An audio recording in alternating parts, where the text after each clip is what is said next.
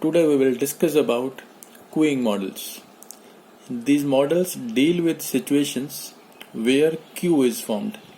That is why these models are generally also known as waiting line models.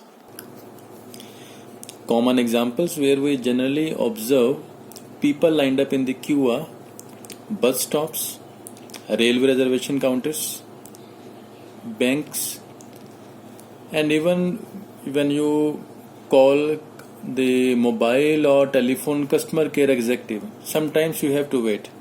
Some other example you can quote here as toll plazas, petrol pumps, and even doctor's clinic. So specifically we can see there are two things. One is the service facility and second is customers.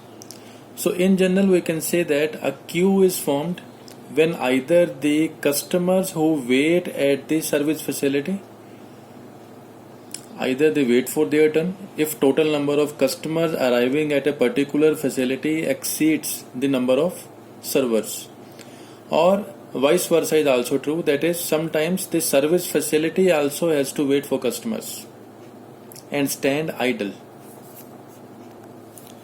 So accordingly there are two types of cost associated with each queuing model. One is cost of offering the service. Second is cost incurred due to delay in service. As you can see here, by increasing the number of service window or counters, waiting time cost can decrease, because if there are higher number of, you can say, windows or servers, as you can quote the example of bank here, then the number of people lined up in the queue will be less, so the waiting time cost will decrease by increasing the level of service. But increasing the level of service will also increase the cost of providing the service, because the more labor, or you can say more people would be required, so salary bill will mount up. So management always try to strike a balance between these two contradictory costs.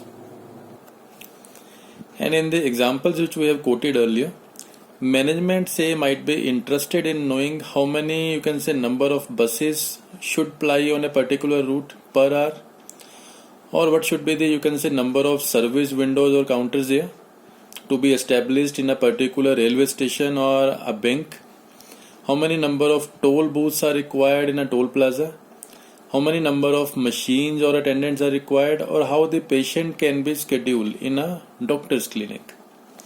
And from the customer point of view, customer might be interested in knowing how long he has to wait in the queue, or what is the probability that he will get the service within a particular finite time. So these kind of questions can be best answered by queuing models. Let me now explain the different elements of a queuing system with the help of this block diagram. The first element here is called input source or population. Population here represent any customer who comes for service. So depending upon the size of population, we can have finite population or infinite population. Here you can quote that railway reservation counters, they generally come under infinite population, because anyone can join the queue, or even the doctor's clinic also comes under infinite population. A good example of finite population may be found in an industry, say for example where there are, say, particular number of machines and a separate maintenance department which will be called upon whenever a breakdown or a snag develops. So that particular, you can say, maintenance team will be dealing or providing service only for those particular number of machines, right? Now see, customer behavior is also very important in the study of queue. If a customer on arriving at the service facility remains in the system until being served, no matter how long he has to wait, is called a patient customer. However, if he waits for certain time in the queue and then decide to leave the system without getting the service, then he will be termed as impatient customer. Now, there can be three different types of the situations here. One is bulking customer, second is reneging, third is jockeying. Say for example, if a person comes for booking a ticket at the railway reservation counter and notice that there are about 20 people who are already standing in the queue, he start observing standing on one side that what is the time duration within which a customer is getting served. Then he makes the opinion that he is not going to join the queue and leaves the system without joining the queue. Then he is said to be a bulking customer. Second phenomena here is reneging. In this case, say a person joins the queue, say as 21st person, with the hope that queue will move at a certain pace and his turn say will come within 2 hours. But after some time, he observed that line is not moving as per his expectation, so he decides to quit the line. Then he will be termed as reneging customer, or the phenomena will be called reneging. And the third one is jockeying. Say customer who move from one queue to the another queue with the hope of receiving service more quickly is said to be jockeying. Now the rate at which customers arrive at the service facility is called arrival rate, and it is determined by this arrival process. And since the customers arrive randomly with time, so their arrival pattern can be described in terms of probabilities. And management scientists have demonstrated that the random arrivals are best described by the Poisson distribution. So here the arrival rate is, or you can say the mean arrival rate is represented by lambda per hour. Next important element here is queuing process, which refers to number of queues and their respective lengths. Now see, there can be single queue or multiple queue, and further we can have finite queue length or infinite queue length. Say for example, if 4 persons are waiting in the queue, another person comes and he joins the line and so on. That means there is no restriction on the length of the queue. It means queue length can be theoretically infinite. For example, in the, you can say, OPD at PGI, it is basically serving infinite queue. And in the finite queue length models, we try to restrict the queue length to a certain limit. After this, we say if a threshold limit is being reached, a person who comes into the system do not join the system. And examples we can quote here are cinema halls or restaurants where number of seats are limited. So once the cinema hall gets full, then the next person will not be able to join the system, because the system will be unable to accommodate more than the required number of customers at a given time. Next element here is queuing discipline. Queuing discipline refers to the order in which customers from the queue are selected for service.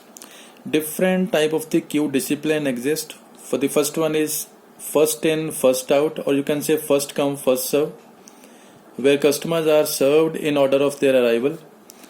Another could be first in, last out. It is mostly used in the cargo handling situations, where last item loaded is removed first. The next one could be service in random order, just like in the sampling inspection. And the next important element here is service process, or you can say service pattern, which is concerned with the pattern according to which customers are served. And it is characterized by two things. One is the arrival of the service facility. Second is distribution of service time. Now see, the service facility can be arranged like this. Either we can have a, you can say, service facility can be arranged in series, in parallel, or we can have single single queue model, or we can have single queue but servers might be arranged in series also, like in jack admissions, where people or you can say students lined up, and accordingly you can say they move from one desk to the another, where different certificates might be checked, or they used to generally pay different amount of the fee or something like that. Or servers also might be arranged in parallel. In the parallel arrangement, the incoming customer has the choice to join the queue of his or her choice. Example, in banks or in airport checking points. And the time taken by the server from start of the service till the completion of service for a particular customer is called service time. And if service times are randomly distributed, we have again to find out the probability distribution that best describe their behavior. And in this case, exponential probability distribution has been found to best describe the service rate. So service rate here is given by or represented by mu per hour. So these are the important elements of a queuing model or a queuing system, where a population will be generated by the arrival process. Customer upon entering into the system will be, you can say, customer entry into the system will depend upon the queue condition. If at the time of customer arrival server is idle, he will be served immediately. Otherwise, customer is asked to join the queue, which further can have several configurations. And customer from the queue will be served or will be selected according to certain rules known as queue discipline. And the rate at which service is provided to the customer is governed by service process. And after the customer gets the required service, customer will leave the system. Now, every queue model or queuing model will be described by a special notation known as Kendall notation. Here you can see A will be giving the or providing the arrival distribution. B stands for departure distribution. C, number of servers or counters or service facility. D here stands for maximum number of customers allowed, or you can say the queue length. E here will stand for queuing discipline, either first in first out or first in last out, like that.